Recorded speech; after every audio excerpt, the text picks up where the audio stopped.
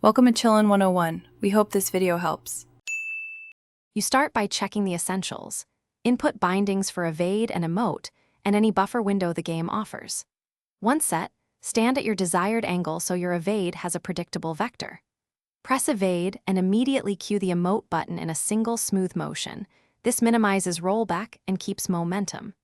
You do this because the engine often prioritizes movement frames, so combining inputs fast captures the dash state while triggering the emote animation. Once you can perform the basic combo, refine timing, many games accept either a double tap or a hold release pattern to enter dash frames.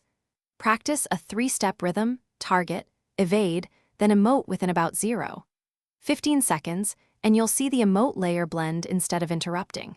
Make sure to monitor stamina or cooldown indicators. If you attempt during recovery, the emote cancels the dash. You should experiment with both short and slightly longer windows to learn exact frame tolerance.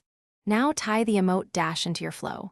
After landing, follow up with attack, block, or reposition to maximize advantage.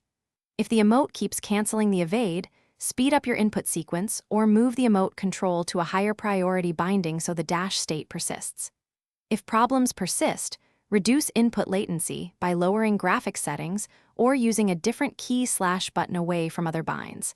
This often fixes missed windows. Keep iterating until the dash and emote.